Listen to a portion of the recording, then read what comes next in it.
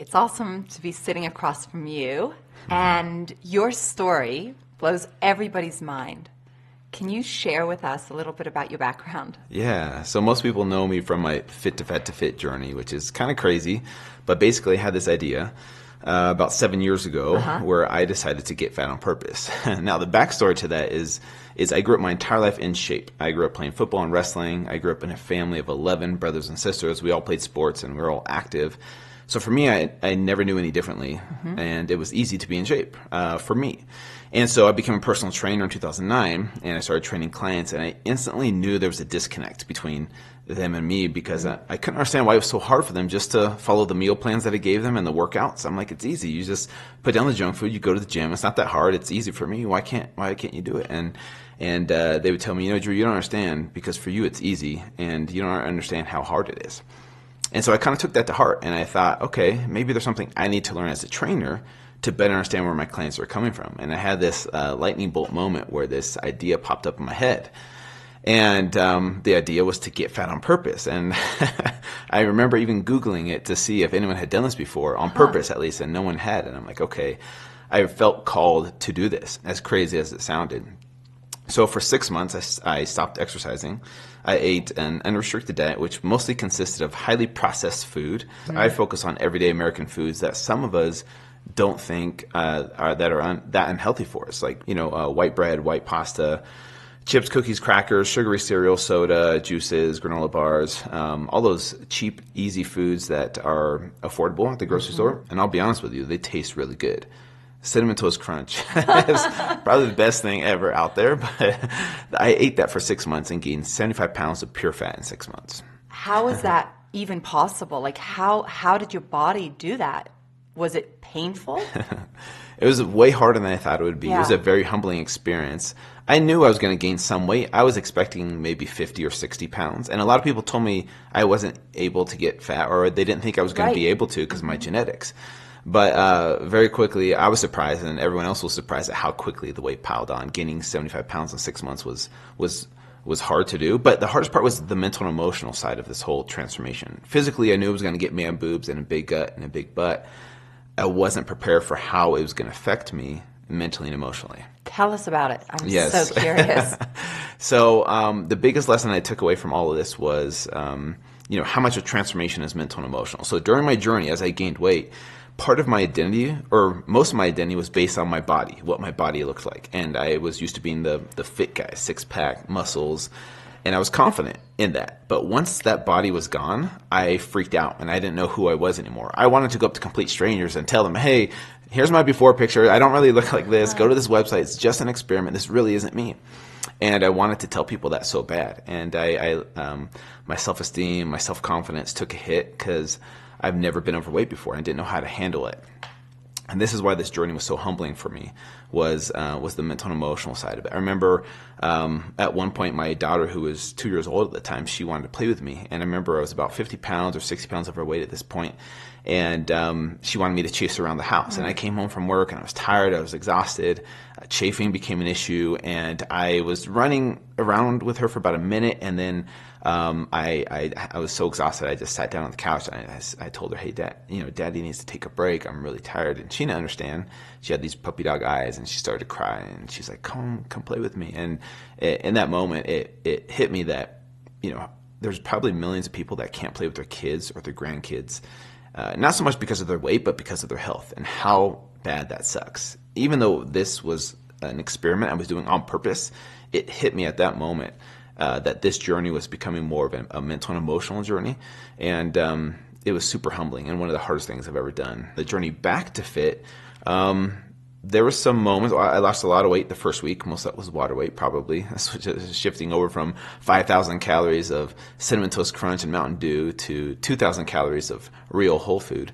But there was moments where I hit a plateau, where I gained weight on my journey back down to fit, and there was moments where I didn't lose any weight at all. And here I was, this trainer who's supposed to have all the answers, and I was doing everything right, and yet it wasn't reflecting on the scale. And I had moments with my clients in the past where they would tell me they're following my plan, but they weren't seeing the results. And I'm like, you're probably not doing something right, or you're probably lying to me about something. And then here I was going through the same thing, and it was a really powerful experience to kind of see that, even for me, I struggled with the weight loss. With 60% of this country either overweight or obese, and most of the rest of us thinking about our weight, right? Like there's an obsession around, am I eating the right foods? Am I putting on weight? I mean, most men are interested in muscularity, and women are interested in being thin. Yeah.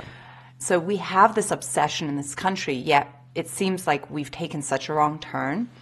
From your experience with being on both sides, what would you recommend for somebody that's listening to you, watching you right now and saying, yeah, I'm that person who can't play with my kid. I'm one of those millions. Yeah. What would you say? The biggest thing, in my opinion, that needs to change is our perception of what health and fitness is. Our perception of what health and fitness is based on Instagram, social media, movies, TV shows, and we see people and we think that's what my version of healthy is supposed to look like. When in reality, our version of healthy, our healthy looks different on our body than that person's healthy.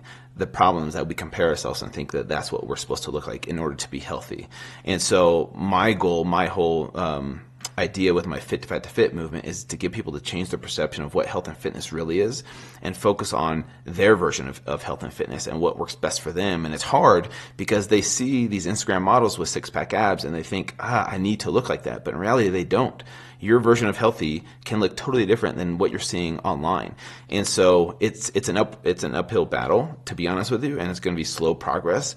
But I think if there's more people out there delivering this message, telling people that you don't need to be 5% body fat or less to be healthy. Because at the end of the day, I have a TV show, and we see The Biggest Loser, and we see people get skinny, and we think, oh, they won, they're healthy. But on the inside, you don't really know. There's a lot of people walking around with six-pack abs and are skinny, but they're dying on the inside, And so we don't focus on the health aspect, on what's happening to the inside of our body. So my goal is to change that through education and motivation, inspiration, through using social media and other platforms. Because I feel like that's what's going to change the industry, because nobody cares how much you know until they know how much you care. And so if you're a trainer, a coach, a leader trying to get people to change, you could have all the knowledge in the world, right? You can know everything about ketosis, about whatever.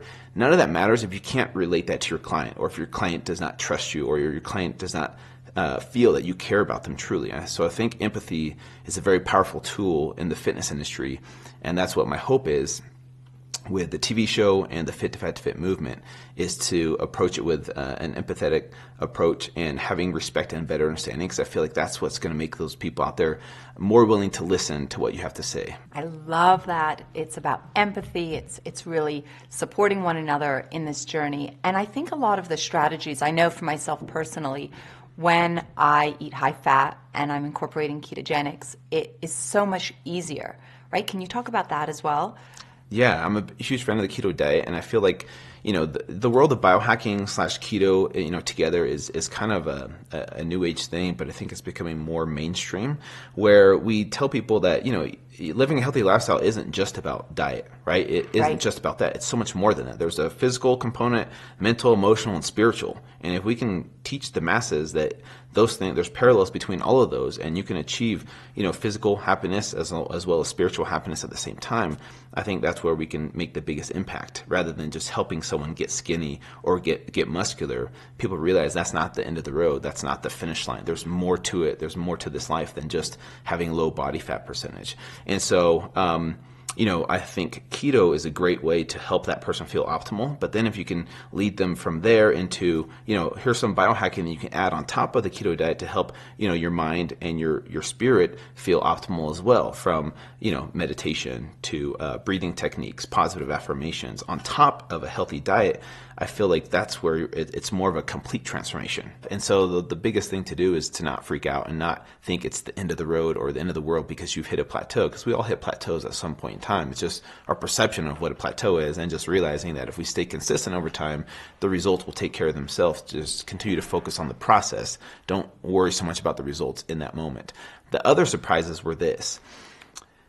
I really feel like food addiction is real after having this experience, because going from eating those foods for just 6 months and then all of a sudden shifting over to eating real whole food, I went through 2 weeks of hell where I was going through withdrawal symptoms of those foods. And here I was, a proponent of living healthy, and the food tasted awful. I had headaches. I was grumpy. I was moody. I felt miserable, even though here I was, drinking spinach and kale shakes and eating all these healthy foods. To have those experiences really helps me realize exactly what my clients struggled with when they would tell me, Drew, I tried your meal plans for a couple weeks, and I gave in, had my soda, or I didn't stay consistent with it. And before, I'm like, what's wrong with you? It's not that hard. You just put down the soda, you eat the healthy food, and you don't eat it. It's not that hard. Until I went through this experience for 6 months, I did become addicted, and it opened up my eyes, and was a very humbling experience to see how powerful that emotional connection to food really is.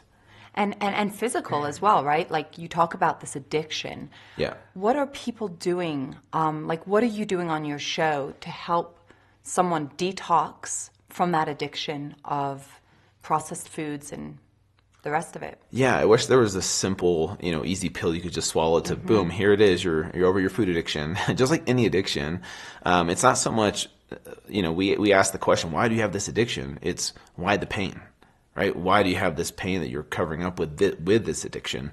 And I feel like that's where we struggle as a society to look at people who have an addiction, whether it's food, porn, drugs, alcohol, whatever it is. We look at them as broken because they have this addiction, but it's like, okay, what pain are you covering up? And that's why it's very individual. So it's not like, okay, here's how you detox from it, and then boom, all your troubles are solved, right? And with food addiction, it's a little bit harder because there's food is legal. We have to have it to survive, and it's in our face every single day. Imagine if you were a heroin addict, and every time at Walmart checking out, there's little heroin sticks, just everywhere, whatever. In your face all the time. That's what it is for a food addict. But with any addiction, right, there's a physical detox. Yeah. Like with a heroin addict, they have to go through that physical detox and then really go to the core, to the root cause of what it is. So for the physical detox, like getting off sugar, I know for me, I was so addicted to sugar. And when I started to help myself, I found things, and this might sound strange, but I found that the little fat bombs were so helpful to help me with the addiction, because it wasn't necessarily that I needed the sugar. Yeah. It was just that I was still craving it. Yeah. And so a fat bomb would help.